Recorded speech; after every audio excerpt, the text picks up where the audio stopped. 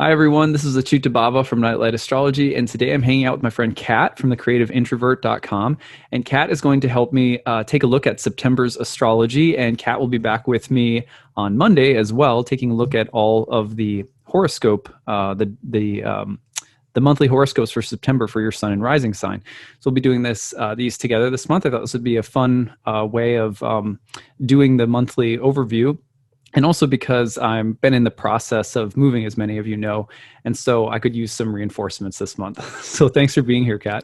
Yeah, you're welcome. Yeah, I feel like you've just chosen the most difficult month of the year to talk about. That was the idea. It's like, Kat, you deal with all the hard things this month. Yeah, exactly. Yeah, it is. It's a huge month. I mean, just before we dive into it, like some preliminary notes. Maybe one of the more challenging months because we have Mars turning retrograde this month and doing so, right in the midst of that firing squad in Capricorn. So that's probably one of the big highlights for the month. Just so that everybody knows, I will be doing a few targeted videos on Mars in Aries turning retrograde, so that there'll be a lot more information to come about that particular transit. But yeah, it's a big month because of that, but also, we've got whenever planets start getting into the cardinal signs, like you're going to have Mercury in Libra this month, and Mercury in Libra will therefore get into it with Mars and with all the planets in Capricorn, and that creates kind of a T-square energy, and that can be really intense as well. So there's definitely a lot this month. What are your initial or maybe general thoughts about the month? Yeah, it's a lot. It's a dense month with lots of events and changing direction. So Mars changing direction, but also Jupiter and Saturn. So I Right. figure we're going to feel that. Yeah, that's a great point. When you've got that stellium in Capricorn, and they're all like, "All right, let's take," and then Pluto's coming not far away either. So, okay, well, let's go ahead and dive in. I'm going to put the chart up on the screen so that everyone can see it, and this is just reminding me that I need to turn off my phone too. So let me do that. Okay, great. So I've got it up for September 1st, and it's set to where I'm at in Minneapolis. But people always ask this question. They're like, what does it mean that this planet was in this house? And it really doesn't. When you're doing a monthly overview, you're simply looking at the mundane transits of planet-to-planet contacts and archetypal combinations of the planets, because their house locations are not relevant unless you're doing specific mundane forecasting to like a city or a nation or to an individual birth chart.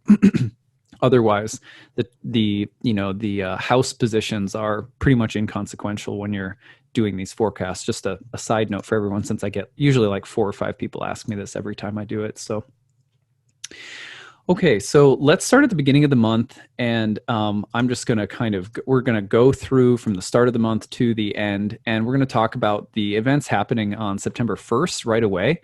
There's 2 transits that are happening right away on the 1st of the month. And that is Venus is going to be opposing Saturn, and we've got a full moon in Pisces. So let me just highlight these, and then we're going to talk about them. So first of all, you can see here's Venus in Cancer moving through the opposition with Saturn in Capricorn.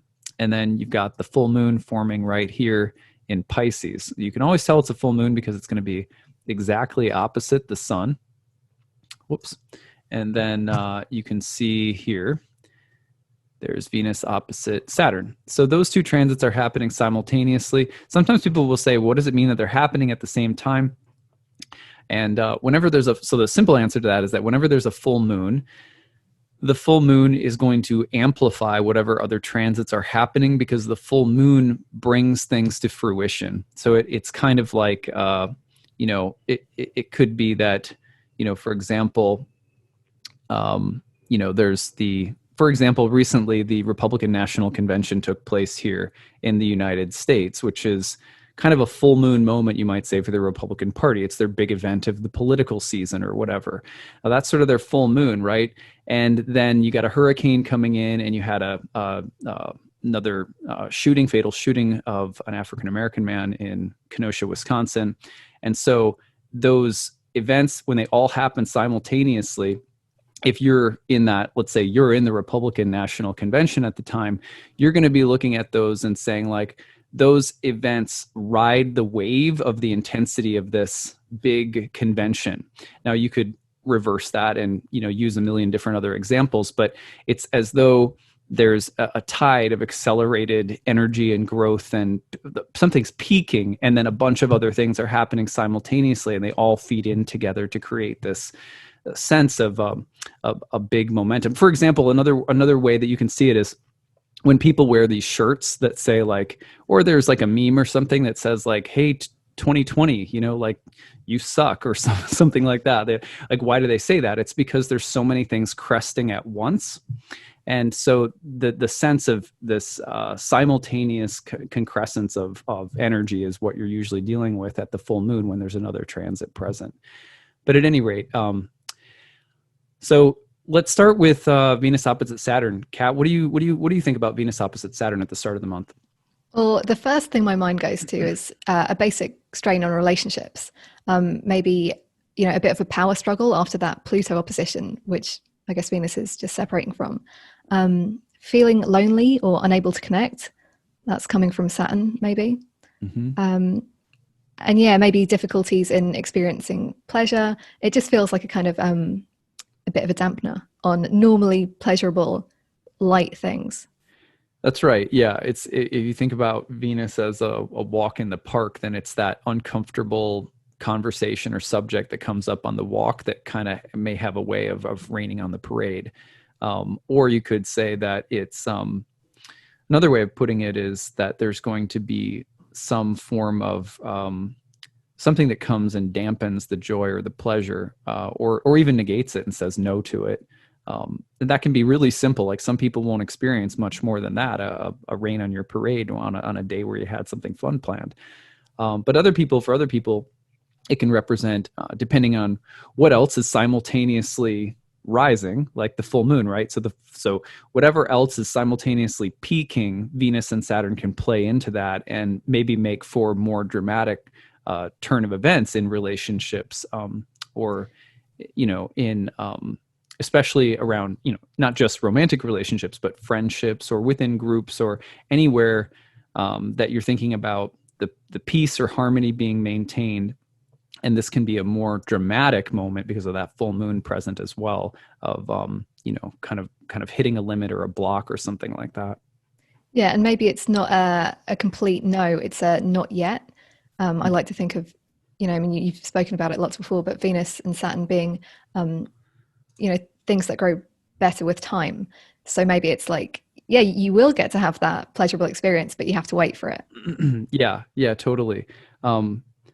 Love me. I was using this quote, I think, when I was talking about Venus and Pluto, like love me little, but love me long with Venus, Saturn, where there's sometimes having something that ages like wine, where it takes a long time. Or even, you think about Venus, Saturn, you think about falling in love with someone that's older, or where the qualities of maturity and time and endurance and perseverance are really important somehow to reaching some kind of agreement, or in negotiation, or in love, like the difficult process of waiting by the phone to see if someone will call when you're in that dating mode or whatever, and they don't, and then you think it's over, but they call later. It's like, right. And it isn't necessarily a bad thing. Like, sometimes those experiences make things sweeter in the long run. yeah, totally. So what do you think, because I was thinking a lot about pessimism with the full moon in Pisces, and just how that might relate to the Venus opposite Saturn. But that's partly because of Jupiter being in its full, right? So that's... Yeah, good point. So we got a full moon in Pisces with Jupiter in its fall as the ruler, and that could certainly highlight the feeling of disillusionment, like something that's supposed to be good or great or wonderful is in disrepair, or has fallen apart, or has disappointed somehow. And that can certainly play into the Venus opposite Saturn, where maybe that sense of disillusion or disappointment that the moon hosted by the fallen Jupiter is pointing to, maybe that's sort of heightened by Venus also being opposite Saturn, where there's that signature of potential disappointment, or at least temporary delay, or even having to look harder at something than we wanted to. Right. Yeah. Should we go on? Yeah, let's. All right. Let's see. So Let's go to the 2nd and the 3rd. There's a couple of September. There's a couple of other transits coming up right away that I think play into this. And this is, I will just like see if I can actually illustrate this. So if we go to the 2nd and then the 3rd, what you're going to see happening, there's this really interesting interaction. Let's see if I can point it out here. So you have the opposition between Venus and Saturn, right? And that seems like, like it could be a bit of a bummer. But the other thing that's happening during that same time is you have Mercury moving through a trine to Saturn. I'm not sure why my arrows are going crazy. Interesting design choice there. I know, right?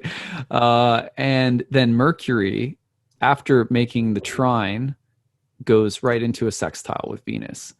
So in horary, for example, though Venus and Saturn are opposed to one another, Mercury is bringing them together harmoniously because it first trines Saturn and then immediately sextiles Venus. So it's like a third party that's involved, maybe some kind of mediator or negotiating factor that comes in, some kind of mitigating factor that comes in and brings together or patches up the disagreement between Venus and Saturn.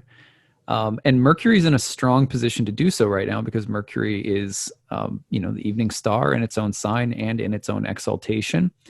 So I like that. And I thought, okay, as to what you were saying about if there's some early disappointments in the month with Venus opposite Saturn, look, Mercury patches things up kind of quickly by virtue of making this trine to Saturn and then sextile to Venus, which is kind of like a, you could say it's like the friend who comes in and gets two other friends to hug it out.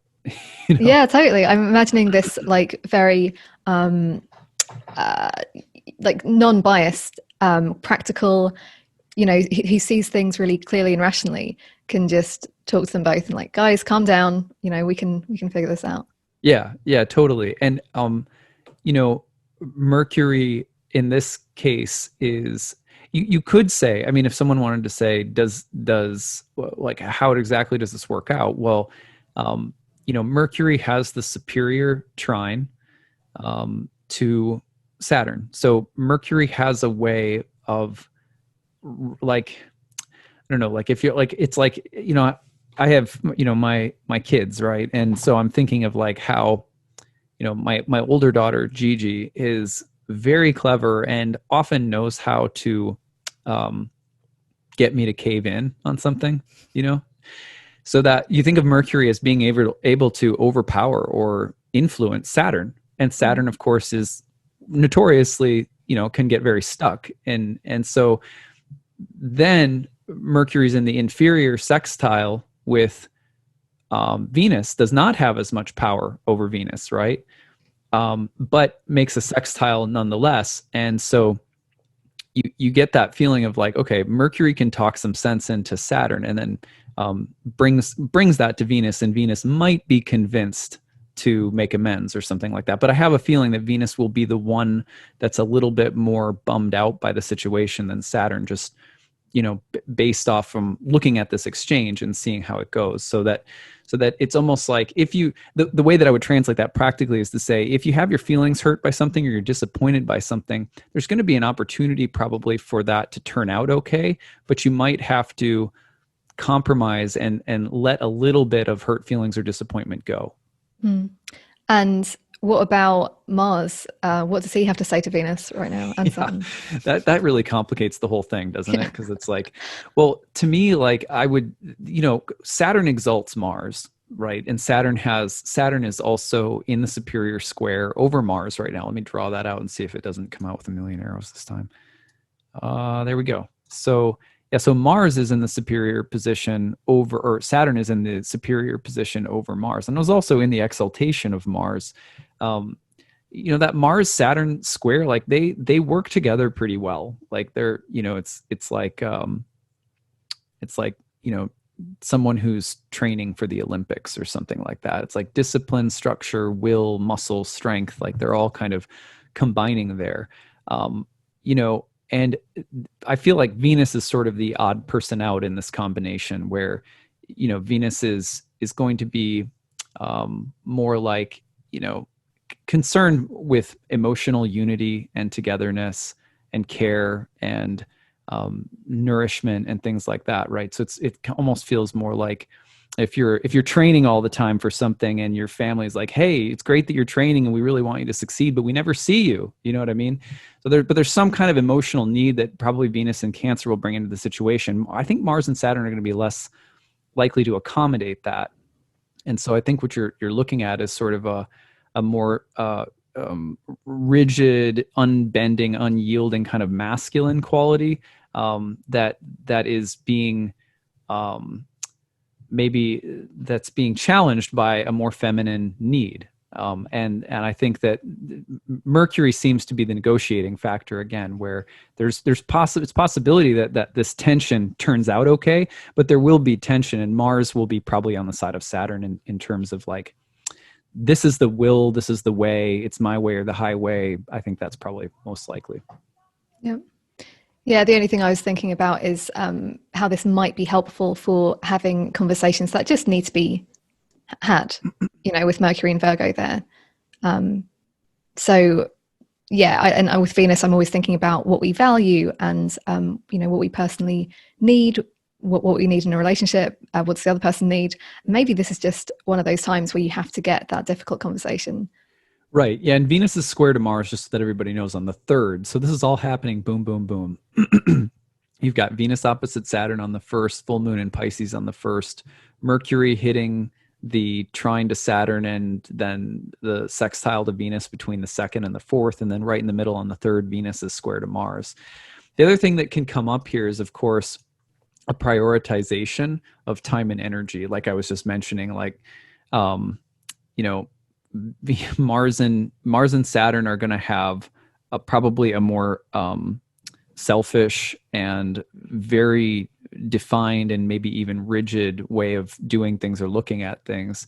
And Venus is going to come in and ask them to accommodate for someone or something else.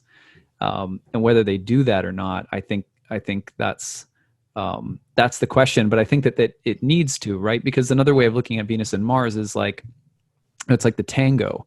It's a very creatively tense dynamic. It can be very sexual. It can be kind of erotic, and there's real creative tension there between Venus and Mars. And Venus is going to probably say, "Hey, look, there's this other perspective that needs to be brought in or considered or accommodated." And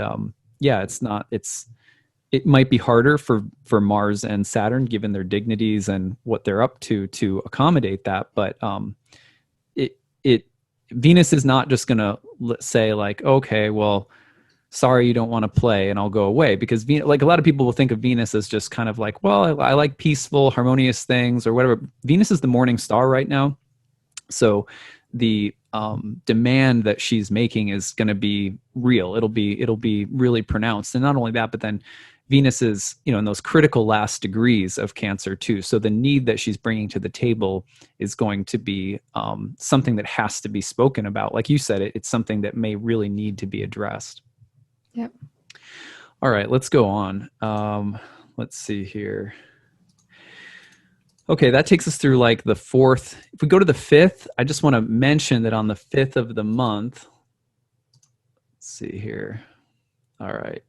On the 5th of the month, you're going to see, here's Mercury culminating in Virgo, and probably by some point on the 5th, it gets into, there we go. It's going to move into Libra. Now, the reason that this is important is that it's emphasizing the same exact theme, right? Here's Mercury that was trying to broker some kind of a deal between Venus, Mars, and Saturn. Then Mercury goes right into Venus's sign. And it's emphasizing again this idea of diplomacy, of balancing the scales or reconfiguring the scales in some way, and that's going to peak by the end of the month. We'll get back to that later, but Mercury is then going to go through the square to Jupiter, Pluto, Saturn, like that.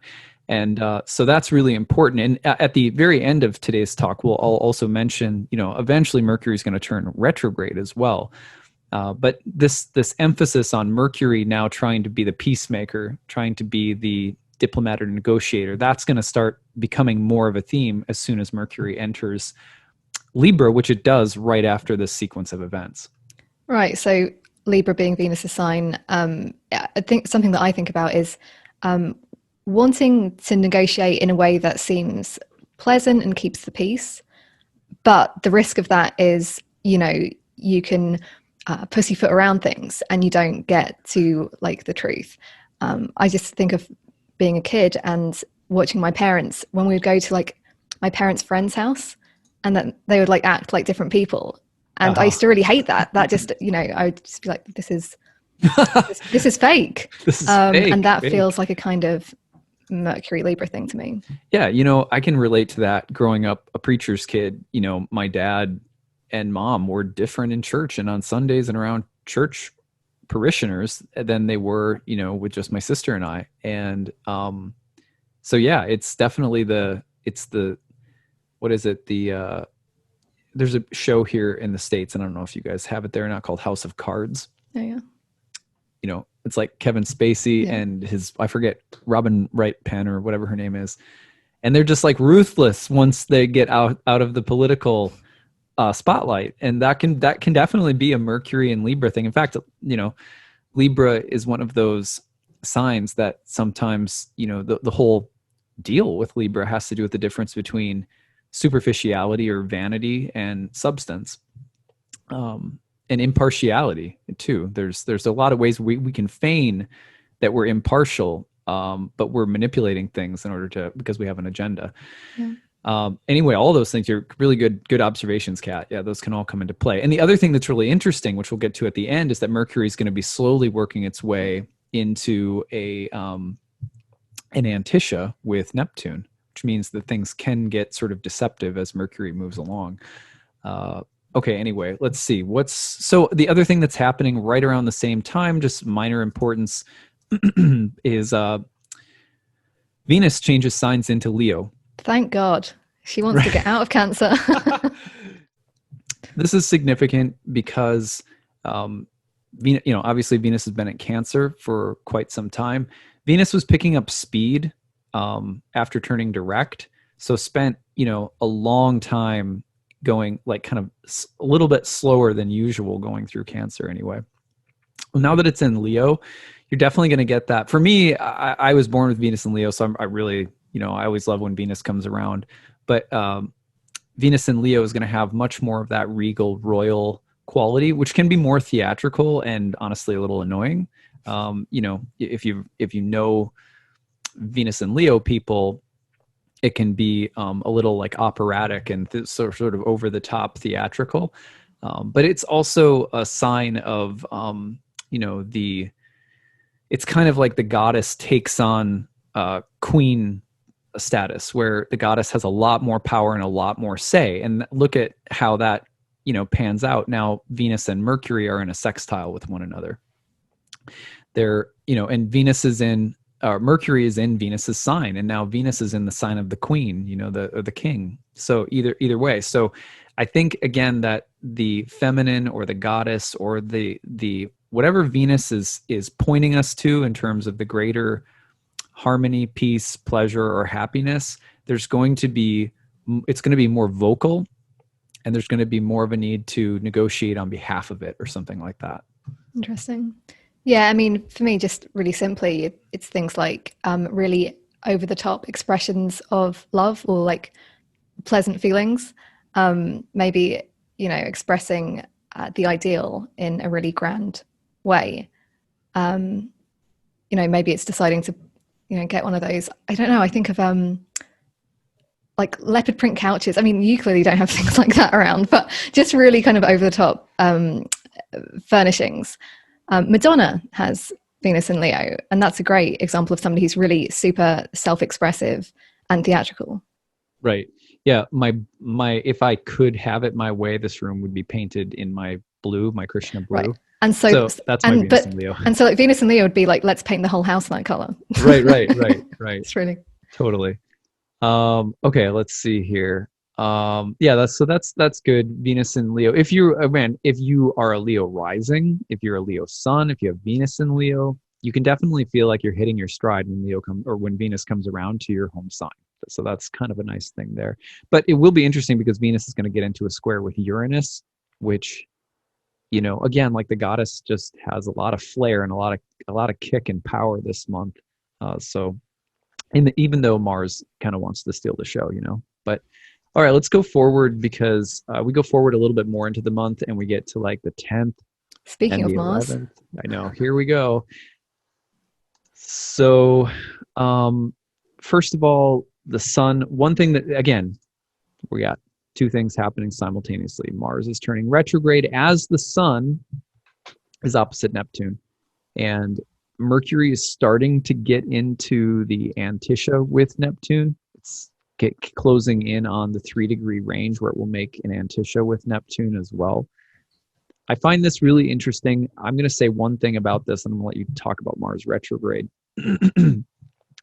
One is that, Sun opposite Neptune can bring these really dazzling moments of clarity and insight. The sun, people always think of the sun in terms of ego, but the sun also was the noetic light, meaning that as the sun goes, so does our spiritual insight or revelation. So the Mercury Neptune and the sun Neptune can bring these really otherworldly insights. Like when these transits come by, I notice, because I'm a regular meditator, I notice that I get some really amazing insights, and the veil seems to be thinned and I can see things a little bit more clearly. Now, on the other hand, I've noticed that when people don't have practices in place, lifestyle practices or any kind of practices that help keep those channels open and clean and clear, that this can be a time of confusion and deception and being misled somehow. But it seems to hinge on our own ability to keep a clean and open channel so that we see very clearly, because otherwise the exact same energy seems to obfuscate things. But anyway, that's an interesting transit that's happening right as Mars is turning retrograde. Now, I don't know if you want to comment on both of those, Kat, or if you just want to talk a bit about Mars turning retrograde at the same time. Yeah, I'll just go straight for Mars retrograde. So, I mean, I feel like a lot of people would have felt maybe a burst of energy when Mars entered Aries. Would you agree that's Yeah, quite... I mean, I totally did. Yeah. Yeah. And depending on what life area that might have hit, like for me, it was, 10th house. It's really like motivated probably for the first time this year. But I can already start to feel that energy slowing down. Maybe people are starting to feel a bit more burnt out. Something that you had a lot of energy behind you for might need to just like either slow down or take a different direction, different change of pace. And as an Aries sun, like that can be really frustrating. So anyone with strong kind of placements like that, maybe that's going to be difficult. At the same time, I also know that, you've been talking a lot about like working out and things like that. And even athletes, they need to take breaks to come back stronger. So I'm personally seeing this as an opportunity to, take a different change of pace and slow down and come back stronger, basically. Right. Yeah, those are really good descriptions for what Mars, like the opportunity that Mars retrograde can bring. The other thing is a change of approach. Like you said, a change of pace. I also think like a change of strategy. If you've been trying to will your way to getting something done and it's not working, or you're meeting some kind of roadblock or resistance, remember we've got that square to Saturn in the mix too, that it might be a good time to sort of sit down and like look at the problem and then approach it from a different angle. Yeah, it's interesting. Sorry. No, go ahead. Well, no, I was just thinking about that square to Saturn. That's basically going to be flavoring the whole month. It's not just like we had it once and now it's done. It's just ongoing. Right. Which really also feels like, I mean, Mars being slower, turning retrograde, it all kind of just amplifies that. Mm-hmm. Yeah, I was thinking about it just recently in terms of, because in Minnesota, there's a funny thing here in the Midwest in the United States where there's like, I call it like the Minnesota goodbye. And maybe I've heard other people call it this too, but when you're talking to someone and it's like, well, I probably should get going. And then like 10 minutes later. Yep, 10 minutes later, and then 20 minutes later. And then so it's like a thing that happens like that. And this is kind of like Mars is doing the Minnesota goodbye right now. That's the worst.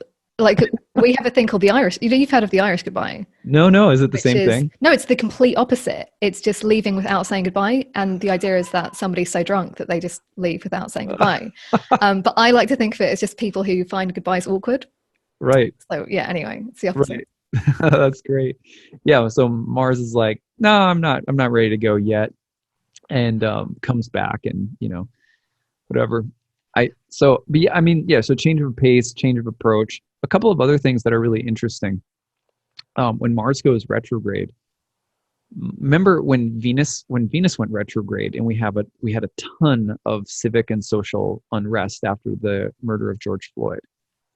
Well, why would that be with Venus, right? Because Venus represents harmony and peace. And so when Venus goes retrograde, it's as though the harmony and the peace, in a certain sense, can come undone.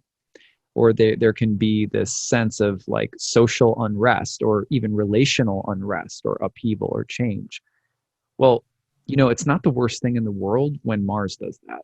Because Mars, what does Mars represent? War, conflict, aggression, will, strength, muscle.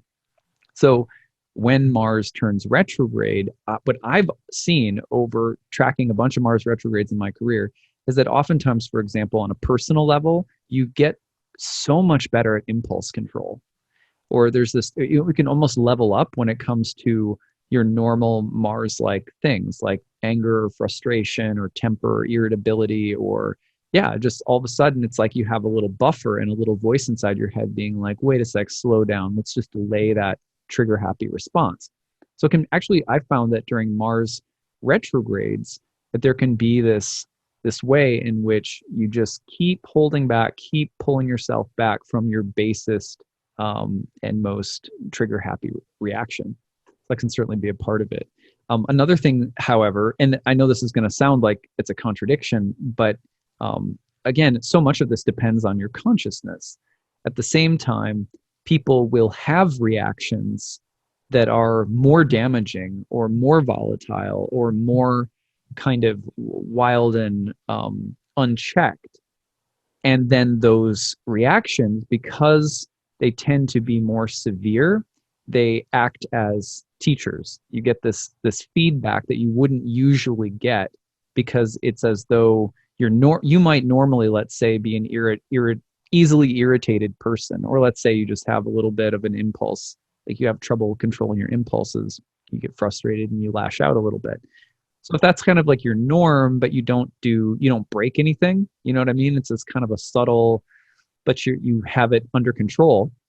This can be a transit where, yeah, you lose that control and you might break something. You might, be a little bit of a bull in a china shop. You might break something. And then the feedback comes in, and what was a subtle but chronic problem suddenly becomes acute. And that feedback allows you to create some change. And I found that that's the other thing that's really interesting. So for people who are, let's say, more conscientious and already, again, typically having some, just some self-work, I find that you just become a lot better with impulse control. For people who don't have that, there's a lot of lessons about impulse control that seem to come up during these periods.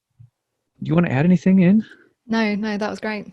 Okay, What cool. were you going to say about the Mercury-Neptune Antisha? Yeah, well, the Mercury-Neptune Antisha along with the Sun just goes together with that theme. And this is perfecting, by the way, just so that people know, you're going to see Mercury get into the Antisha right after the Sun perfects its opposition to Neptune between, like, say, the 10th and the 13th, maybe between the 12th and the 13th, actually, specifically with Mercury. But one thing that we have to be careful about right away during that period of time is, deception, misinformation, manipulation, gossip. Mars turning retrograde at exactly that same time can certainly get you into trouble if you're trying to manipulate or be deceitful or cut corners or something like that. Immediately, it could have some pretty severe consequences. So and also, if you're trying to, I'm not saying, I'm imagining that people listening to this are not like this, right? But if you're trying at all to weaken somebody else's position, there's jealousy or competition or whatever, and you're trying to do something to strengthen your own position in some kind of competition, but you're doing it in a way that's a little sneaky, probably you're not going to get away with it right around this time. Yeah. I don't know where I read it, but I just put the note down. The story of Odysseus and the Sirens. Yeah, that's a really interesting one, It right? feels like that whole mix. Yeah, It's about deception. Do yeah, you want to yeah, tell the story totally. before we do it better? No, you do it. Okay. So Odysseus has been told, he's been warned about this island where there are these, sirens there who appear to be beautiful women singing this amazing song that is really like captivating and draws like sailors and like ships to the shore. But if they go to the shore, their boat is going to be dashed on the rocks and they're going to die. So Odysseus, knowing this, like foreknowing this, blocks the sailors' ears with wax and asks them to tie him up to the ship's mast so he doesn't like go running to the sirens. I still don't know why he didn't just block his own ears up with wax. That's a part of the story that I didn't.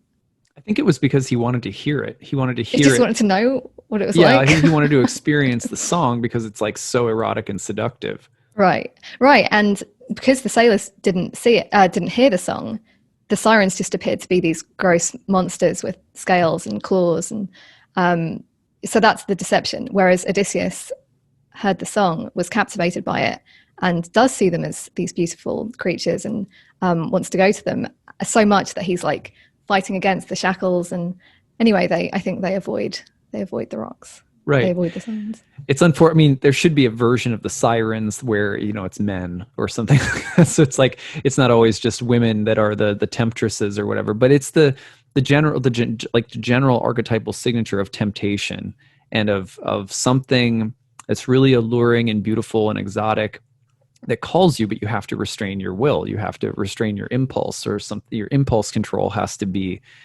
you basically have to say no to yourself. That's very much in keeping with the Mars square Saturn, Mars retrograde, with the, Sun opposite Neptune and Mercury opposite, or Mercury with the Antitia with Neptune, like something that could be very enticing, but that you have to be really careful about. That, I think that's a really great match.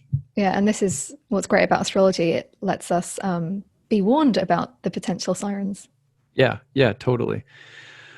Okay, let's go on. So more on Mars retrograde later in the month because there's so much more to say. When we get to the 14th and 15th, then Venus is going to square Uranus. So let's look at that really quick. Now this is that, Venus in Leo, like we were talking about earlier, moving through the square to Uranus in Taurus. There's some reception there because Uranus is in Venus's sign. I don't know if working with reception with outer planets is really a great idea in general, but I think it's interesting that there is some connection here with the sign of Taurus. At any rate, when I think about Venus and Uranus in a simple mundane sense, I think about people who are going to suddenly put on that color of coat that they never wear. Usually that's some big risk in a fashion statement, so it's really simple. There's this kind of artistic or aesthetic like risk or flashiness or something that's kind of daring or avant-garde or defiant or rebellious that the goddess expresses when she gets into the square with Uranus, which I think can be really cool. But on the flip side, on another mundane level, you often see like really short-lived love affairs or people cheating on other people or things that are sparkly and that come up really quickly, grab your attention. They really rock the boat. They're short-lived though. Almost like a teenage pop star, or a one-hit wonder. You get kind of Venus-Uranus combination as well. Those are a few things that come to my mind, but what do you think, Kat? Yeah, I mean, I think it's great for potential like creative breakthroughs. You've been working on a problem for a while, and this really radical solution pops into your head.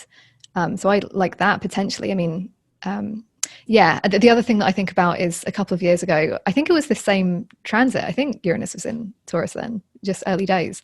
And my friend, I was out shopping with a friend, and this is quite a manly bloke from the north of England, and he just decides to buy a taxidermy squirrel. Like a stuffed for his house, and it was just like the strangest home decor purchase ever. I was like, oh, that was my first lesson in Venus Uranus squares. Yeah, that's a really good example, actually. Yeah, there's like, it's, Venus Uranus, you could also think of like, really eclectic art, or strange or unusual, or even, and to be frank, you can get pretty dark with Venus Uranus too, in terms of like perversion or sexual misconduct or things like that. So and also I don't know like, what he did with the squirrel after this. so yeah, so you or like you could think of Venus Uranus can be like the empowerment of the feminine, like the feminine protest, the march, the Million Women March here that happened. I forget what it was called. If that's not what it was called, it was something like that right after Donald Trump was elected, and they had the pussy hats, I think they were called. Do you remember this, Kat? I was not paying attention to the news. Well, there was like this big march, and it was right after Trump was elected, and there was this, well, anyway, it was a real moment of like feminine empowerment. And Venus Uranus is pretty short lived, like it goes really quickly. But considering Mercury is in Venus's sign, about ready to get into this massive conversation with this Capricorn and stellium, Capricorn stellium, and then Mars retrograde and so forth. Yeah, I think it's safe to say that there's going to be a strong element of Venus in the mix, demanding peace, demanding harmony. And I say demanding because you're Mercury's getting into the T square, and the demands of Venusian demands are going to be really strong and intelligent. And Venus square Uranus is also, is going to be, Venus doesn't lose her grace and charm, but don't make any mistakes. Especially as the morning star, she can be very strong. She can be like a battle cry. And Venus and Mars are remember in kind of Greek mythology too. They're adulterous lovers. They're forbidden lovers. And there was a really great book written, I've mentioned it before, called A Terrible Love of War by James Hillman. And he really talks about how you can't really separate Venus and Mars on a certain level. So there is Venus is in a masculine sign or a yang sign, a fire sign, as the morning star, squaring Uranus, with Mercury speaking on her behalf, getting into this intense T square. So the goddess's demands in September will be really pronounced. There was, the last time that I saw, I mean, like a great example of this was the Me Too movement of, I think it was like 2017 or 2018, something. It was when that was like September, and it was right as Mercury and I think it was Mercury was in Libra, and there was, Mars maybe was in Libra too. But when you get that combination coming through, then Venus-Mars dynamics will often show up as the battle of the sexes, and oftentimes, the tension between the masculine and feminine in different ways. Okay, let's see what's next. Anything you want to add? No, that is good. Okay, let's go on to the 16th and 17th. Mercury will square Jupiter. This is the beginning of the T square, and then there's going to be a new moon in Virgo. Right. And Jupiter's now direct. Jupiter is now direct, right? So Jupiter will have turned direct between the 12th and 14th, right? Stations, and then turns direct. So yeah, Jupiter's turning directions. That's good, because what does that mean? It means that Jupiter is now done. It's like it's now heading towards the door. It's now about to leave Capricorn. Woo! Yay! Yeah, right. And because it's a really difficult place for Jupiter, but it still has to run the gauntlet with Pluto and Saturn. But at any rate, so Jupiter turns direct, and what you're thinking of at that time is it's a flashpoint. It's a turning point for this. If you think broadly of Jupiter highlighting elements of corruption or things that should be good that are somehow being exposed as corrupt or decayed or in disrepair, that Jupiter turning direct should signal the turn of the tide, and probably the beginning of a sense of starting to clean house, or turn the page on something that has been maybe with us over the whole summer. Okay, well, then what happens? We get the new moon coming through. This will be on like the 16th, I think it is. Let me just get the hour correct. Yeah, it's going to be, here we go. So you can see the new moon in Virgo on the 16th, and then at the same time, now you're seeing Mercury square Jupiter. Remember, this new moon is hosted by Mercury. That's really important. And Mercury is the evening star. So the evening star position for Mercury tends to be more social, meaning it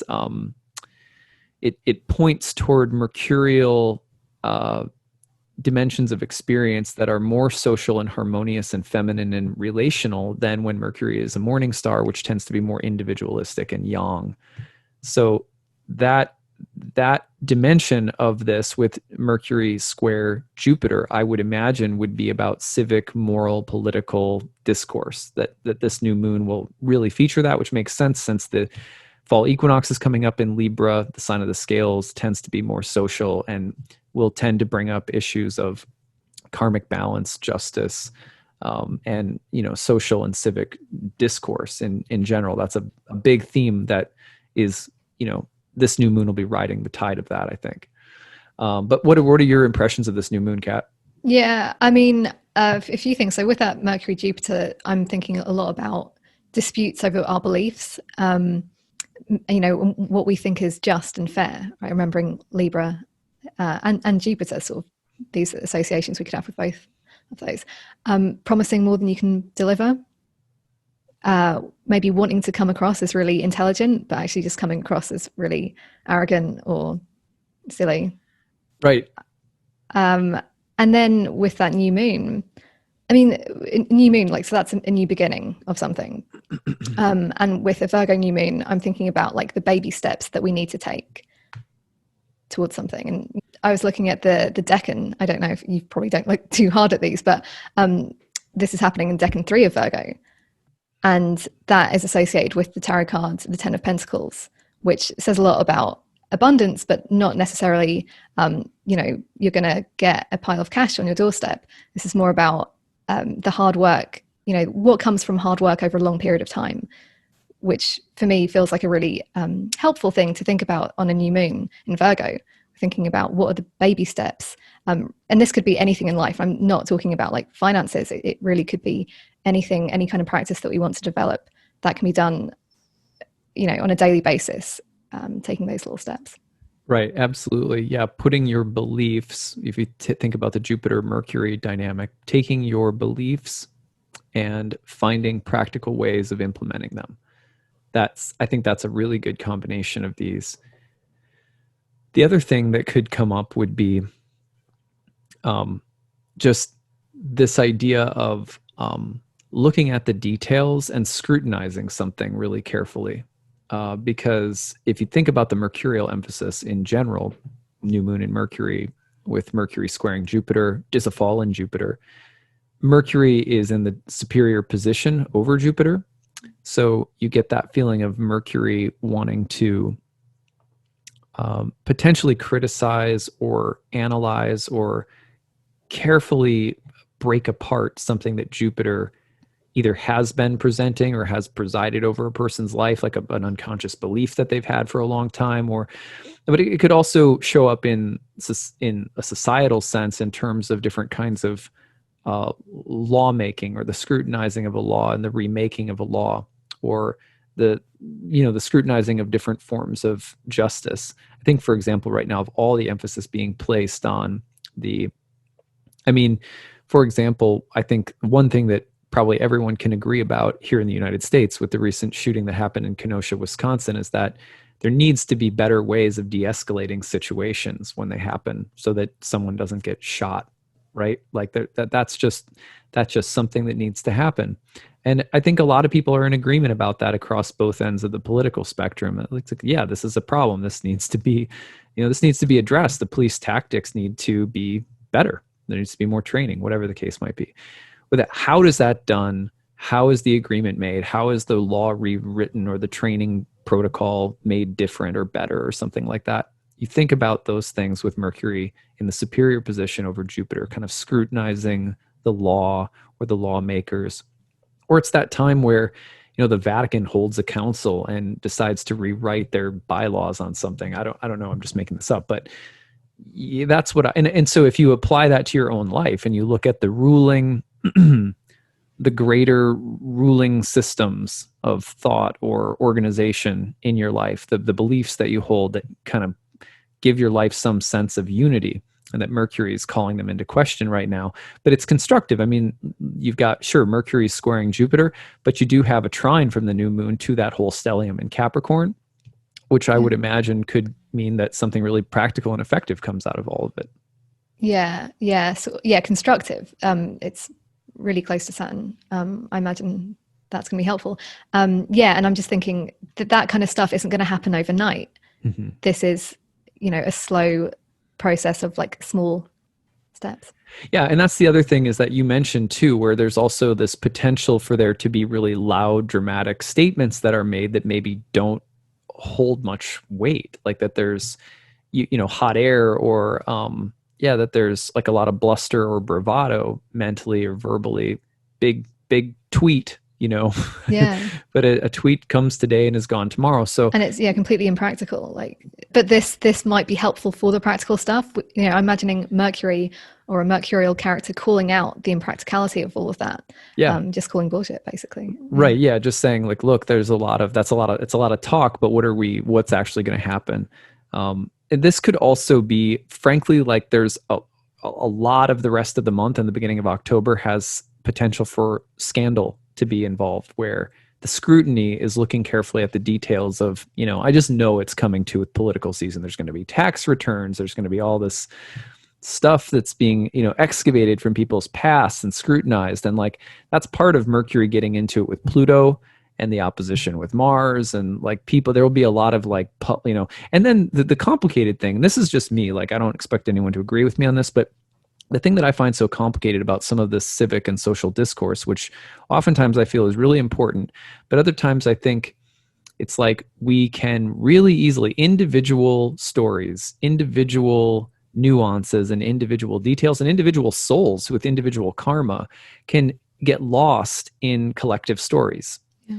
The collective stories are really important and they're real, but they aren't always, they sometimes can kind of drown out, and this is the Neptune in the mix this month too, they can sort of drown out the idiosyncrasies of each individual situation.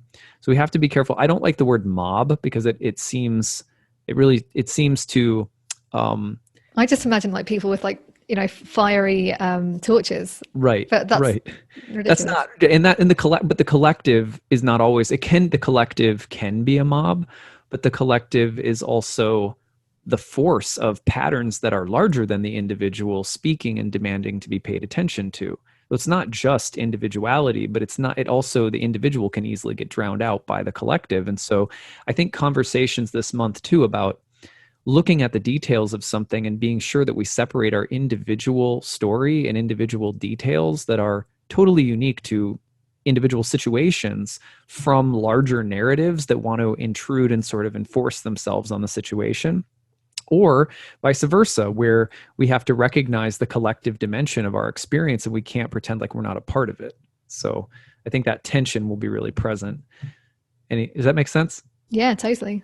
Okay, let's glad that was, it's hard to articulate.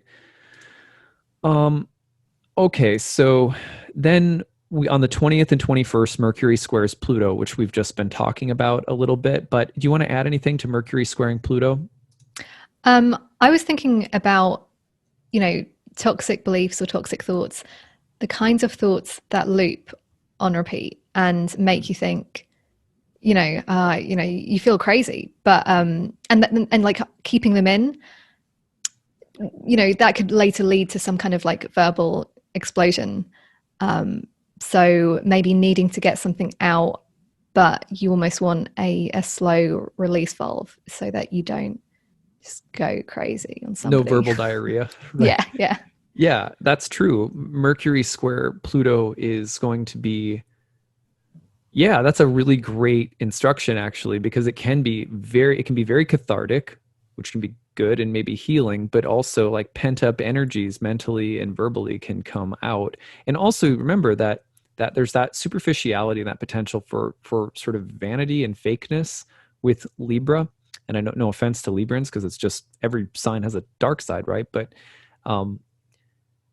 that when you pair that up with Pluto, and sometimes Pluto will emphasize the kind of subterranean desire for power. So you can get things that look diplomatic that are really, really power hungry. It's like the iron hand in the velvet glove. And that velvet glove is the Libran, sort of veneer or whatever. But the Plutonian, underlying, it's like someone that looks really nice, but they've got like a dungeon in their basement or something. We all know them. Yeah, they've got dungeon equipment. You know who I'm talking about. they've got dungeon equipment in their basement or whatever. Yeah, I mean, there's something we should be a little. I don't want to say we should be distrustful this month, because paranoia can be part of Mercury Pluto, but we should be careful about things that just look really nice or talk really nice or sound really nice. But if you can kind of smell that there's just a really selfish, power hungry, manipulative force beneath, like, just be careful. Be careful within yourself or within others, I think, with Mercury square Pluto. Yeah, and I think anything to do with power or status, that's like you smell a rat if you can sniff those things out. I don't know, what do you think about, Pluto has been associated with Hades, with riches. So I just think about like money as well, like money, power, all of that. Yeah, and Mercury is too. Mercury is the mercantile class. Oh, yeah. And so, Mercury square Pluto can be about manipulation of currency, or it can be about fraud. One thing that I am anticipating is that there will be exposure of some kind of financial fraud or dealings or problems, probably in both directions politically. But I'm guessing that that'll be a part of this in September. We're going to start seeing, people pull out the typical knives that people pull out of the drawers when political season comes around, are like your tax returns, your money, your business, blah, blah, blah. So I'm anticipating that could go in either direction. But it also may have something to do with the markets around that time. Right. As well as, I think, this is beneficial though. Like, honestly, this can be about making a good deal or finding a good partnership or a lucrative situation in business that can lead to some deeper, more fertile development in your, like, in a business or in your career or something. It's not all bad. Yeah, it's got to be savvy about it. Yeah. I think you've used the word savvy, bloke. Oh no, are these? I didn't even know if that was an English one. I know bloke is. Bloke is a great word. Savvy, I think we use that too. Though the way you said it though is like, I can't pull it off like that. So, all right, hold on. Okay, let's see. Where are we? Okay, that was Mercury. Fall equinox. Yep. Yes, the fall equinox. Now that's the ingress of the sun into the sign of Libra. It's always important to see where that falls globally. Like, where is the sun at Libra going to be on the midheaven? What city, what nation will the sun be at the midheaven when it ingresses into Libra? A lot of mundane astrologers will look at it in that way to see where there, what area of the world might be a hot spot, and then what else is going on in the sky at the same time. All right, so somewhere in the world, that ingress happens at the midheaven. That's right. Is that the idea? Yep. Okay, that's interesting. And usually for that city, there will be, everything else that's going. It's not just the ingress; it's everything else that's happening at the same time. Mm-hmm. For example, Mars is retrograding back into the square with Saturn and Pluto, as the sun is at the midheaven in some city or some nation or in some part of the world. Mm-hmm. Oftentimes that's an indicator as to where those collective energies will be sort of zeroed in. I think it was, I can't remember. There was an example that, because I'm not a mundane astrologer, so I don't do this very often, but there was one of my teachers some years ago did the Libra ingress, and it was right around a very important step in the nuclear treaty that was being made with Iran, I want to say. I could be getting this wrong, and it was, it was like the sun at the midheaven over, is it Tehran? I think that's in Iran. Anyway, it was like that. And then, he had, his forecast was really important developments happening in this area of the world. And then not long after that, there was a big next step in that process that happened. It was a big part of the news. But there's a lot of other things that can be done with these. So what I'm going to be doing is when we get to the fall equinox, I'll be doing a special episode where I'm looking this year at the sun at the midheaven and where it lands, which I haven't figured out yet. So but we will be doing. Nothing's happening. It's a tiny city. Yeah, right. And everyone in Micronesia this year, I don't know, I don't even know where Micronesia is. Is that a country? I thought you just made it up, but maybe I did. Sorry to Micronesians. Sorry, really sorry. That sounds so ignorant. So anyway, all right. So, but the one thing that you can, whenever the sun reaches a cardinal sign, it's a pivotal turning point in the year. You're going into the dark half of the year, the autumnal half of the year. It doesn't matter if you live in the southern hemisphere or not. Remember, this is a symbolic system. And so it's like the tarot in that regard. The symbolism is relevant regardless of where you live. I'm also not against people flipping the zodiac, by the way. But the autumnal equinox, we're going to start to reap what we have sown. There's been a lot of, from the spring equinox forward, there's a lot of, sowing that's done. And then we come into the fall moment and we start receiving the results. They start giving us feedback. And there's also, generally speaking, a kind of letting go and disintegration process that begins. That process with Libra it will act as a pivot. So there's major change that's coming in because we're starting to, in some ways, we're starting to turn toward the darkness and the letting go and the release of all of the energy of the year before a new cycle begins. So that's a simple way of putting it. But do you want to add anything, Kat? Yeah, no, I really like what you said about the reaping what we've sown. So maybe it's a good time to look back to the spring equinox, right? Just to sort of, I think of, the sun being in its exile in Libra. I think of the fall. I think you meant it's fall. Oh yes, sorry, yeah. I think of the medieval image of the Wheel of Fortune. What goes up must come down, and it's necessary. It's not like this is just a bad thing. This is just a necessary thing. That's right. Yeah, and we can. The word necessary is important. Libra is the exaltation of Saturn, right? So that the idea that this is that the turn toward the darkness is necessary. That it's a part of fulfilling fate and destiny to come into consequence, that things become really consequential, that the consequences are somehow coming back to us now. That's the Saturnine dimension of Libra. Yeah. Anything? I was thinking about the humility of Libra. That being something that I really admire in many Libra suns that I know. There's a real sense of humility, and maybe that can, a more problematic side of that might be self-doubt. Right. But also it's that kind of slice of humble pie that I think we can all use in some life area. Right. And I think like one thing that my guru says sometimes that it always sticks in my mind is, the attitude of a yogi is when I receive something really great, it's not that I feel unworthy, but it's that I say, wow, I'm really fortunate and lucky to get this because I may not have deserved it. I could see how maybe I didn't deserve it. Whereas when something really bad happens, you say, wow, this sucks. Like you don't like try to bypass the pain, but you say, I could also see how this could have been a lot worse. Yeah. And Libra, and my guru is a Libra. Right. That's like, he's one of a few of my gurus. We have many in the Bhakti tradition, but he's my initiating guru. And it's like just such a Libran thing. And it's really, that's the exalted Saturn at work, where it's also Venus though, right? That the ancient people thought that truth and even humility in relation to truth was also the secret of beauty, that beauty and truth and humility in relation to nature and the universe, where they all went together. Anyway, we are dragging on a little bit, so let's try to wrap up. And we have Mercury on the 23rd. Mercury's square to Saturn. It has that feeling of being a moment of maturity, possibly a moment of stubbornness and communication. We've also got at the same time Mercury getting into it with Mars. So now we are in a bit of what I would call like a diplomatic showdown.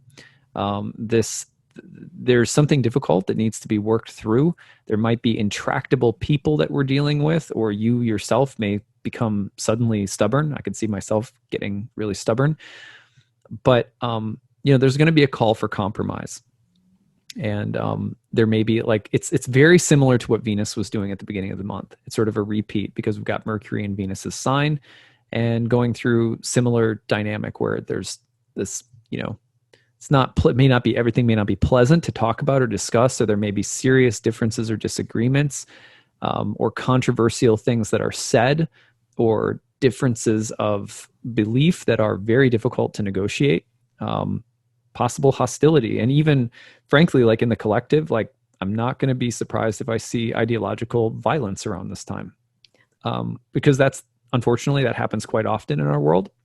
So it's not even that big of a shock, really. But this would be a trigger point for very volatile energies, disagreements, and so forth, with the potential for there to be, I think, negotiation and compromise as well. Yeah, it feels like it's just a theme that has been repeating all month. Mm-hmm. That whole idea of negotiation, expressing our views, values, opinions, beliefs, taking in, the other person's as well, and trying not to cause too much damage in the confrontation. Yeah, I also think that there's an image that I really love of, I think it's called like golden repair. The Japanese word is kintsugi. Have you seen this? It's like you get a bowl, and if it's been cracked, you repair it with gold. And it, the more times the thing breaks, the more valuable it becomes because of these golden cracks. Yes, I have heard of this. Okay, yeah, keep going. Yeah, and it just makes me think about like with confrontations, with any of this difficult energy that people might be experiencing next month. It could be the thing that makes some kind of relationship or some kind of situation better or stronger or more valuable in a way. Yeah, that is a really nice way of looking at it. I had heard of that before, but I probably never heard it explained fully, and it makes so much sense, and it's so right on track with what this transits this month, from Venus at the beginning of the month in the T square to Mercury toward the end in the T square. Even Venus square Uranus has that feeling of something beautiful being broken apart or changed or transformed in some way, reconfigured in some way. Yeah. And I think also the attempt to make someone look bad, or the attempt that someone else may have to make you look bad, in the competitive and jealous qualities, you have to be really careful of those this month. And also knowing that, facing difficulty and dealing with it, even if there's, some things crack or chip in the process, like you were talking about, to follow this analogy through, can make for a more beautiful arrangement in the end. Yeah. Yeah. If we trust that we're mature and capable of dealing with these things. I think the thing that we have to be really careful of, that I keep seeing in the month, and this is going to repeat in the very beginning of October too, is subterfuge, manipulation, doing things behind people's back. There's that really strong presence of Neptune all month long. And if Neptune is fueling our idealism to the extent that we don't believe that compromise or conversation is possible, we're likely to start doing things in ways that are sneaky or manipulative. Well, okay, let's look at... Sorry, did I cut you off? Were you going to say something more? No, we're good. Let's get to it. Is it Mercury entering Scorpio? Mercury's entering Scorpio on the 27th. And this is, I'm just going to end with this little piece here. It really sort of starts introducing us to what's coming next month in October, which is that, let's see here. Well, first of all, the sun is going to gradually, if you go into October just a bit, the sun is going to start getting into the Antisha with Neptune. So here's the sun starting to come into the Antisha with Neptune. And then what's happening is Mercury is now going into a Mars-ruled sign and a water sign. Water signs were called mute, meaning they tended to be more secretive. And this is a Mars-ruled water sign with Mars retrograde going into the square with Pluto. and Mercury's going to turn retrograde. Or excuse me, this is a Mercury who is in Mars's sign, with Mars retrograde going into the square with Pluto, and the Sun and Neptune have the Antisha, and then Mercury's going to retrograde in Scorpio in October. So what does that mean? That's the peaceful Mercury that changes in October. You get a lot more ruthless, and the idea of kind of cloak and dagger comes in a lot more in October. Later in the month, of course, the Sun will go into Scorpio too, but the themes that we're talking about now in terms of like kind of deeper, more subterranean and possibly cloaked or hidden or manipulative elements, that's going to raise a lot more in October. So that's why I'm also I've been hammering on it in September, is because the temptation is there in September, but the Mercury going into Mars's sign, Mars Pluto, like things become a lot more cutthroat in October to me. Yeah, I'm wondering if depending on how we handle September, is going to result in an easier or harder October potentially. Yeah, absolutely. That's exactly how I'm thinking of it. So we'll see, but I wanted to just preview this at the end. So did you have anything else that you wanted to add into this, or anything else for September? Yeah, just generally with that Mercury in Scorpio, questions like, am I seeing this clearly, right? Because it can be maybe prone to paranoia, anxiety, defensiveness, mistrust. Could there be another side to things that I'm missing? Could the other person or the group of people, the situation, could there just be something that I don't know? Well, it's the classic thing of like not assuming too much.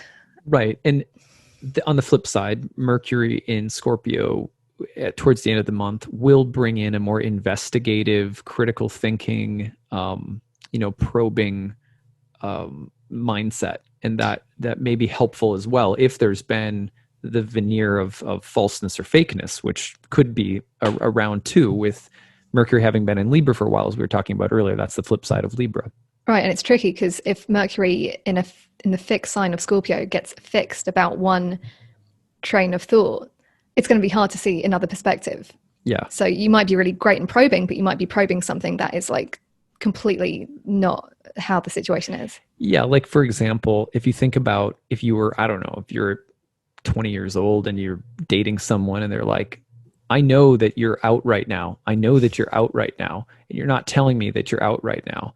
And it's like, yeah, you're right, but I'm not telling you because you freak out over little stupid things that really don't matter, and you don't trust me. And so I don't like to tell you because you don't trust me. You know what I mean? Like, and then it's like, okay, so you were right, but you were wrong. You know what I mean? And that can happen with Scorpio. Like Scorpio is one sign among a few where that issues around trust can come in, and actually Leo can be a bit like that too. Anyway, yeah. Anything else you want to add? It's great for research. I'll be using it for that. Yeah, totally. Well, this is what we have for you guys for the month of September. Please leave us your comments and reflections. What are your biggest takeaways? What are you looking forward to? How do you see this applying to your own life and chart right now? Any other observations about these transits that we may have missed? Please add it into the conversation. In the meantime, we will be doing horoscopes for all of the 12 signs next on Monday. So Kat and I will be recording again on Monday. So stay tuned for that. And don't forget that my new class, Ancient Astrology for the Modern Mystic, is coming up starting on November 14th. It's a year-long program in ancient Hellenistic astrology. You can learn all about it on my website, nightlightastrology.com. The early bird rate is now in effect. We also have need-based tuition for people who are struggling, especially if you're struggling due to COVID-19. Please feel free to take advantage of that. And and you want to make sure you check out Kat's work too at thecreativeintrovert.com.